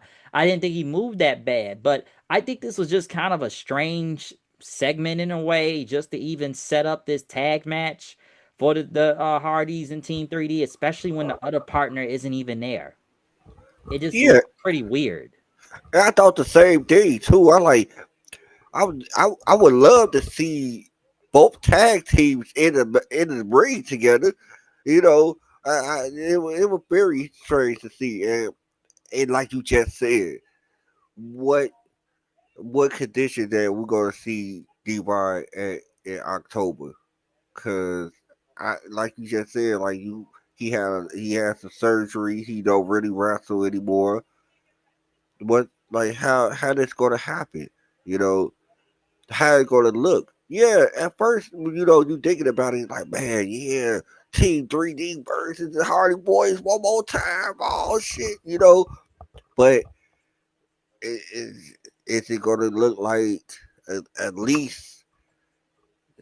Can y'all give me at least 2020? Like at least that version? Like I don't know, man. I don't know. And I'm like, why are we waiting for Bound for Glory to do this? Like, what are the Hardys really about to hold the titles that long until Bound for Glory? Like, what are we really doing here with this? I just thought the whole thing looked kind of weird, and it's like Devon's not even, like I said, Devon's not even there, and you gotta really question yourselves. Like the Hardys can still move pretty good. Bully Ray, to what I'd seen before, he can still move. Devon really can't, but it's like, who really wants to see this match again? Like in a way, who really wants to see this? Because it just the whole segment looked weird. And then again, when you don't have, it's like if you had Devon there, you probably would have got some holy shit chance and a good stare down and whatnot. But all of this looked awkward when the other guy is not even here. Yeah, that's what I thought too. I thought that it's just that it looked right. It's just that it looked right. It didn't feel right either. It's like, yeah, at first I looked at it like, oh, okay, you know, legendary tag teams, but it's a legendary tag team with one half of another legendary tag team. Where's the other person at? I don't know. Like you said, what? Why we waiting for till Bound for Glory? I guess to have a big a big match on one of their biggest cards of the year. Uh, Yeah, let's see. yeah, it's supposed to be like Lowell, Massachusetts. So I guess they want to use that as a way to sell tickets. But it was like, it's just the whole thing looked really awkward and strange when setting this whole thing up. So I thought that was pretty weird. Now let's move on to the main event, which, Frankie Kazarian, it came out and said he was going to be on commentary, which, he ended up talking about who was on stage, the busted open people and stuff. So he was on commentary for the main event. Joe Hendry came out, had a really good reaction to his entrance. Santana came out through the crowd. Obviously, he's the big hometown guy, and everybody is behind Santana. It's New York. I don't know who was out there rapping with him, but Oh yeah, can I say something about that nigga? Can I go say ahead. something about Go ahead. Go that? ahead. That was one of the worst performances I ever heard. My goodness, that was horrible. Whoever that man was rapping, that was bad. That was horrible. He was stumbling over his own words. Oh my goodness, that was just bad. Back to you. Yeah, even the dude that was rapping with AJ Francis in them first class, like he didn't sound that bad. I mean, like, I've seen bad rap performances in wrestling for the past couple weeks now. Between last week and All In and even Slammiversary, I don't know if it's like the mic audio levels or how they doing this, but it doesn't come off well and comes off key half the time. Like it hasn't looked good. And Trick Williams came out to a gospel choir to sing his theme song, and man, I'm gonna be honest about this match. This match went by pretty quick. But let's get to where obviously the finish of all of this was. Because I know they had, Hendry and Santana go after Trick and throwing him out the ring and all that stuff. Like they did that. And, Hendry end up in the standing ovation onto Trick, which Kazarian ended up pulling the referee's leg out, and then the ref ended up throwing Kazarian back to the back then. And I know Santana did a dive on Trick off the floor, which, by the way, the camera missed this, blame production right there. And then, Hendry ended up jumping out on both of them then. And then Trick Williams is now out of the... And this is why I knew this was about to get real stupid then. So Trick is now apparently hurt on the ground with like a bad knee. And then they have like the doctors and stuff check him, which they don't take him to the back all the way. They took him halfway up the stage. Okay? He just kind of sat there just looking on throughout the match as Hendry and Santana are still going back and forth out there in the match. And I know Hendry ended up in the standing ovation and whatnot, which Santana kicked out. And then Santana came back with the spin the block move. And he had another one, got the pin. Trick immediately got up, ran to the ring, threw Santana out, and stole the pin. And Trick still retained the TNA World Title. And once again, you got the president looking all dejected and stuff. And like I said, I don't know if this guy's about to come like a character or something on the show, but by God, he looked like a cuck bitch out there doing this throughout the whole night. Just looking at him in his little off-brand TNA hat, just something about it was bad. But like I said, it's business. And I have to look at this in two different ways. And I'm going to tell you my two different ways I've kind of seen when it comes to this match. Because my initial thought is like, by God, of all the times not to put the belt on Santana, why not do it here? It's New York. It's your big crowd. Everybody is behind this guy, which, you think that's what's going to happen. And given that what happened early in the night with the knockout title, I'm like, okay, TNA is going to get the world title back. Like, you think that's going to happen. But no, and then again, like I said, this match went like, maybe 12, 13 minutes, so it didn't really go that long anyways and whatnot. And I thought it was just a lot of screwy shit going on in the end of things. Now, I'm glad Santana didn't take the pin, because that would have even looked worse. I'm not surprised Joe Hendry got pinned. At this point with Joe Hendry, I'm just kind of waiting on him to go to WWE at this point. It's whatever for him at this point. Like, it really is. Personally, I didn't really want to see a triple threat match at all. I always kind of thought that was a red flag anyways going into this match, because it's like, okay, if Santana does win, I felt like he was just going to end up pinning Hendry because they don't want to pin the WWE guy out there and whatnot, so they just have Hendry getting pinned. But the fact that I guess this is still being doubled down on, I can see why a lot of people got pissed off about this, including myself. It's like, you're not really going to pull the trigger after all the build with Santana, which now you can still do that with the build, because now I feel like they want to wait till Bound for Glory to do this. I don't know, and it's almost like with Hendry in a way. Let's talk about history for a second. Now, remember how everybody wanted Joe Hendry to be the champion by Slammiversary of last year, and it didn't happen, and then it's like, hey, the whole story, like, you don't want to pull the trigger too fast, you want to build it up and get to that moment and everything, until you actually pull the trigger. And it didn't happen in Bound for Glory last year. That didn't happen until Genesis in January, which was still a big reaction, because you have to wonder, are fans still going to be behind the person when you got all the fanfare built up and everything? I get the whole story and telling, I guess, from the long term and things to some extent, but even I felt at this time, this was the time to pull the trigger. This was the time to have Santana get the big win right here, especially in New York and whatnot. Because now I feel like you got to wait till Bound for Glory in October to do this, and it makes you wonder, is it going to be the same reaction for Santana? Is Santana still going to be over like that? I hope he is, and if they build it well enough into it, because now everybody's just kind of looking at this now as TNA acting like some damn cucks for the WWE. And his thing, people are already comparing this to the AEW partnership of how that whole thing went. If we want to go back in history here, we saw what happened with Kenny Omega and Rich Swann. Now he literally never recovered from this. And I'll say this here, and I think we've had this conversation before when I brought this up about, with NXT and Trick Williams and all that. Say what you want about Kenny Omega winning the TNA World title at the time, but Kenny Omega was at least like a big name, former world champion, all this stuff. To me, what I felt watching this show and seeing two NXT people, I told you before, I feel like we losing the D League niggas out here. Is this what we going with? We losing the D League niggas? Like, this what's happening here?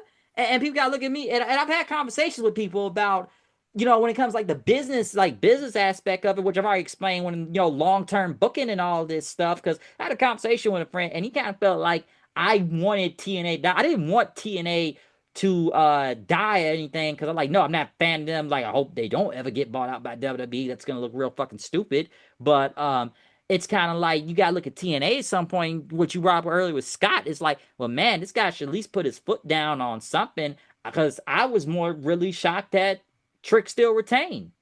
And given the finish and how screwy it was, it just like, what the fuck was that?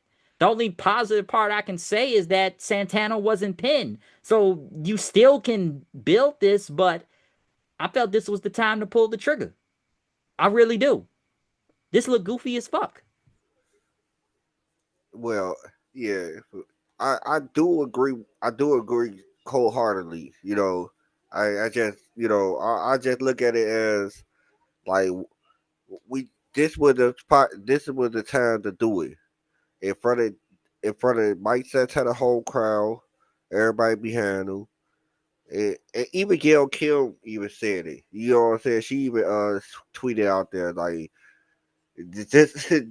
they should have pulled the trigger. And I ain't gonna say quote for quote what she was saying and everything, but so basically she just basically said they should have pulled the trigger and this was the time to do it. And everybody agreed with that. Even you had Gail Kill coming out and saying this should have been the time. Damn it, this should have been the time because where you gonna get the time back again? Are you go? Are you going to get? Are you going to get the same crowd reaction? Where they going to be at a Bound for Glory, Grace? Lowell, Massachusetts, I believe. Massachusetts. All right. I hope it's a bigger crowd. It probably be a big crowd. Don't get me wrong. It probably be a big crowd. But here's the thing: are you trusting TNA to give you what you want at Bound for Glory? Cause you come here in one of the biggest crowd they had in years. A big a big fan base coming behind Mike Santana. They ready for it. They are ready for it. When he hit the spin the block, they were ready. They were ready to jump out their seats and to see that man, the crowd was so confused. They didn't even know what to boo.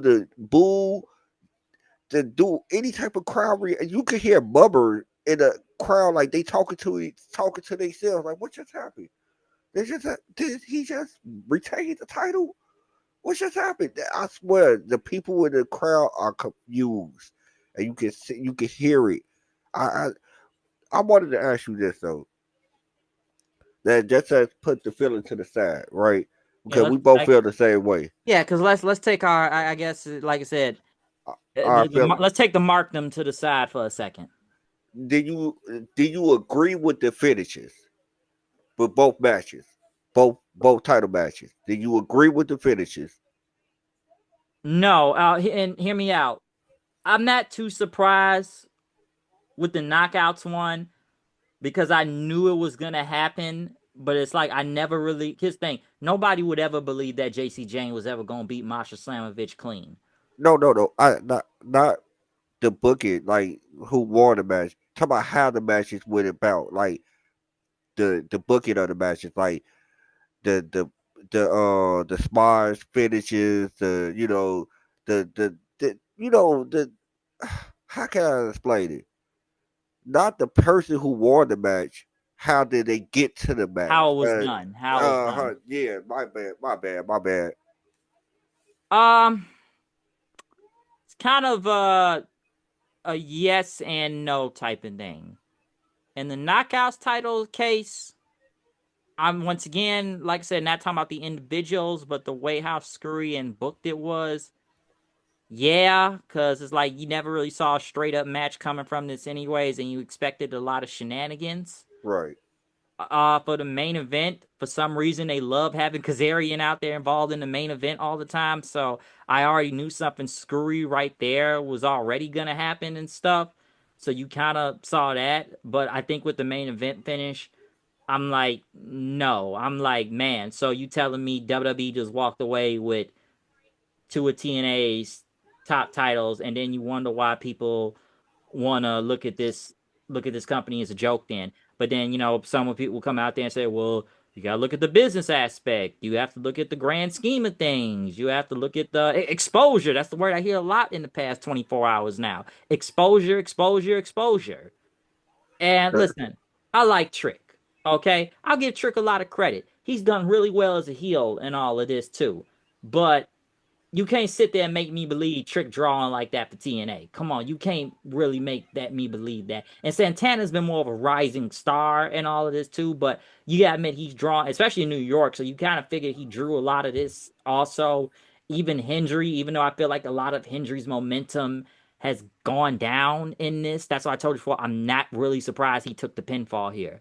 I'm just really surprised they went on ahead and had WWE take two of their titles. And like what and I was like, you gotta look at it now. It's like, so what is this a long-term story thing now about? I think you said this earlier. It's like, dude, don't like we're putting the top TNA feuds just on NXT television. Like, is that what you said? Like it was something. I hope I'm not getting it wrong, but it was something like you said that earlier.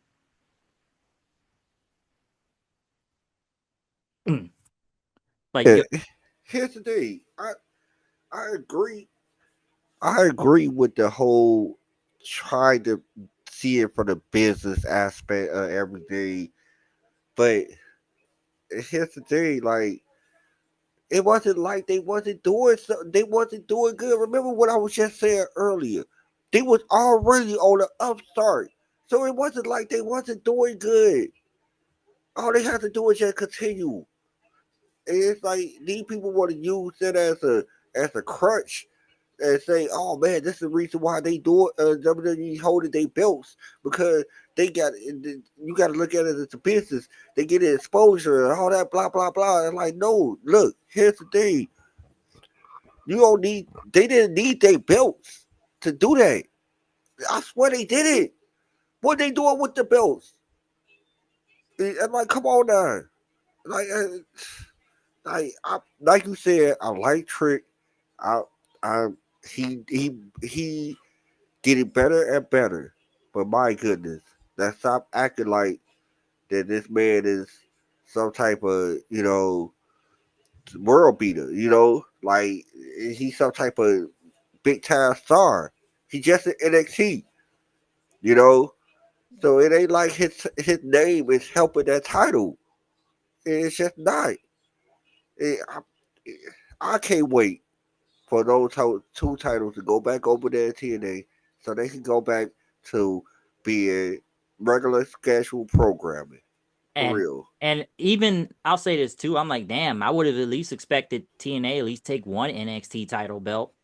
You know, if we talking about this whole and I use the term loosely more and more now, quote unquote partnership and whatnot, because now you have a lot of fans feeling like this is very one-sided now and stuff. A lot of fans really feel like that. You've seen the reaction to what people thought about this, because they at least thought in the main event they really believed that Santana was actually gonna win the title here, but it's like it was just a bunch of screwy shenanigans. So it's like once you said before, it's like I hope you still have the same reaction going into Bound for Glory when this happens. Because even with Trick, I'll say this too.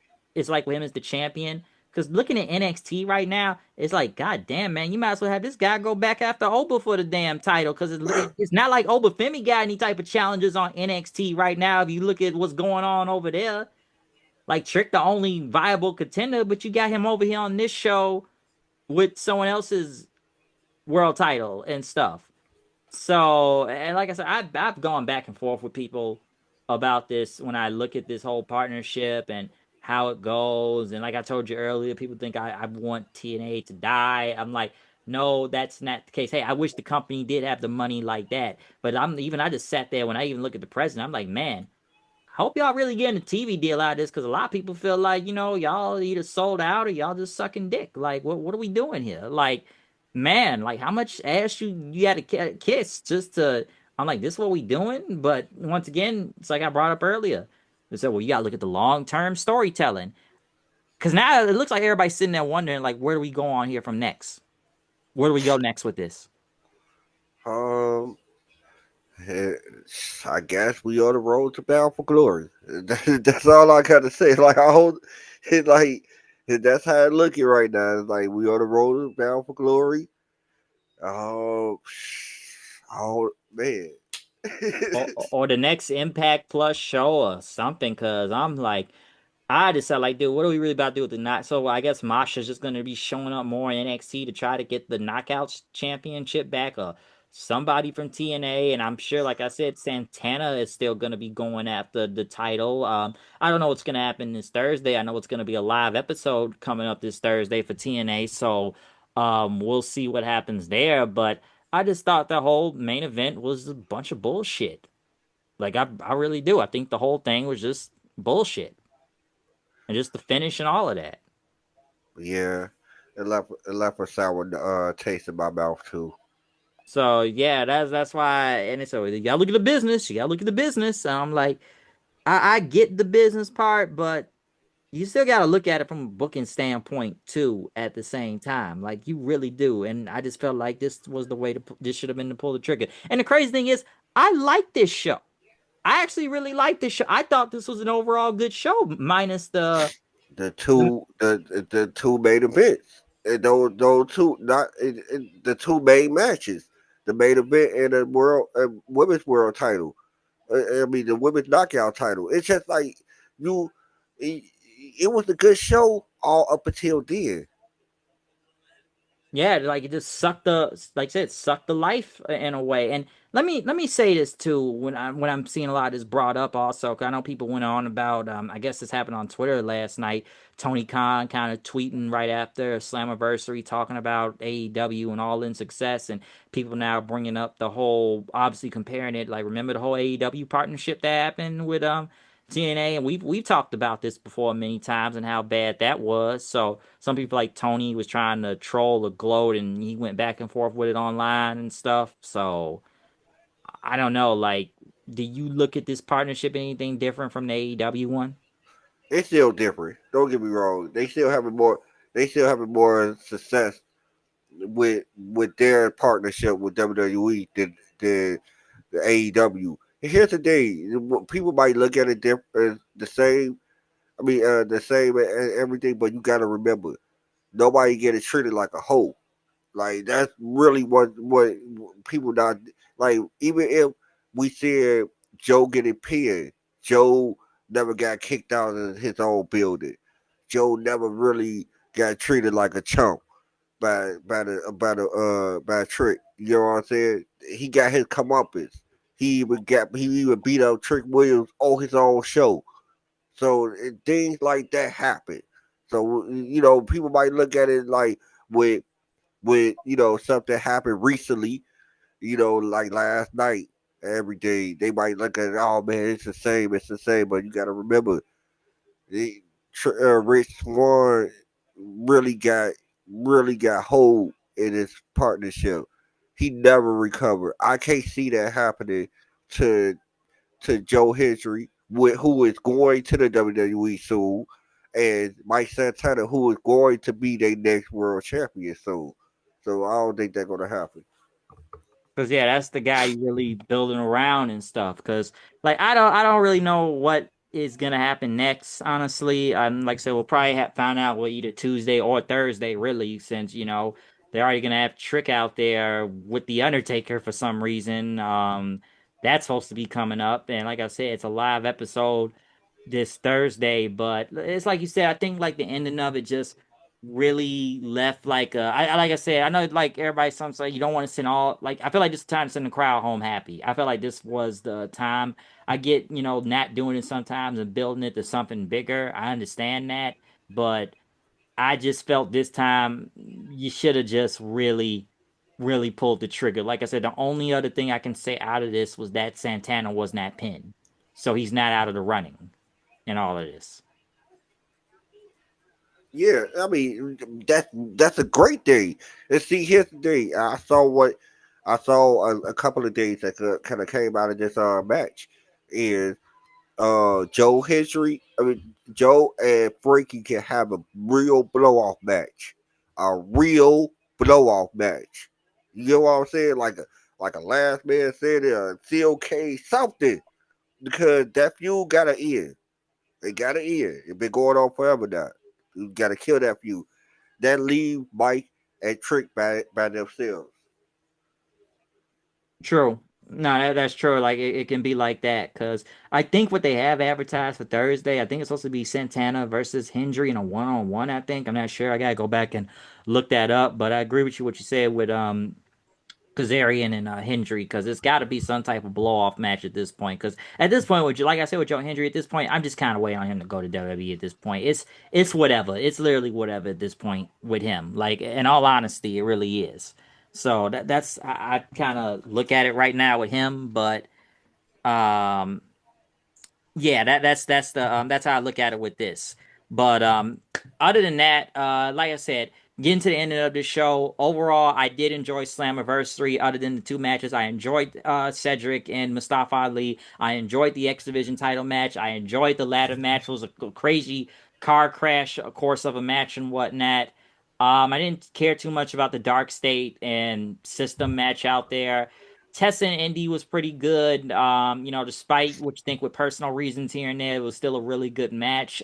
Like I said, this wasn't a bad show or anything. It was nice to see a big crowd, and obviously AJ Styles coming back to TNA also. I just think the worst things people are gonna look at is the Knockouts title and the World title. So that's all I can really say from an overall standpoint of the show. Um, yeah, like you said, I'm just about to say with you. I like the whole show except for the two matches that we talked about. Indy and Indy and Tessa was a very good match. Outside of how you really feel, it just kind of messes up things with you when you look at it with Tessa. It's like you like her matches, but you know that you're not gonna really enjoy it really. Dark State match was a match I did not really pay attention to, didn't too much care for it, but other than that, this was a good show, a good night for TNA. Good Slammiversary was very good. Yeah, like overall from the pay-per-view, like take like I say, if you look at from the whole overall of the show, I think it was really good, despite what you think about the main event and the Knockouts title. I still think there was a real lot of good coming from this too. So I'm not just gonna sit here and crap all over the show because I didn't like two things from it. It was still a lot of good than bad. It's just a lot of questioning right now. If you already see online when it just comes to this whole NXT WWE partnership with TNA, or if you even really look at it as a partnership and whatnot. So it makes you think maybe it's a long run thing. I guess some NXT or TNA thing. I don't know. Okay, I don't know all the way, but I will say as for we go, like, because especially like if you really watch the show like that, and I've seen people like YouTube that they just stop watching the show because they just feel like, am I watching TNA or am I watching NXT Light? Like, really, really sit there and think about it. Like when you watch TNA, you want to watch TNA, you just don't want to see a bunch of NXT people. It was kind of like that at one point. It's kind of died down now and just keeping main people, but it was just one point you just throwing random NXT people. It's like, dude, why are they on here? Why are they taking a spot from the actual roster of TNA people on here and whatnot? Just to send some, developmental guys down there for whatever reason. That was kind of getting really annoying at one point. Like it's kind of died down a little because I only felt like only the big names of TNA were just popping up on WWE. Like that's how I kind of felt going with this partnership. It's a little bit different the way I see who's on TV now and stuff. But like I said, overall, I thought this was still a really good show. So yeah, comment, subscribe, follow me on Twitter, Hood like Night 890. Hit the like button, hit the notification bell. Do you have anything to leave us with before we get up out of here? Oh no, just follow me on Twitter, Straight Face 40. Yeah, that's about it. All right then. So yeah, other than that though, yeah, we out of here. We'll see y'all then. I probably think we'll be back for SummerSlam most likely. So yeah. Other than that, we out of here. Peace.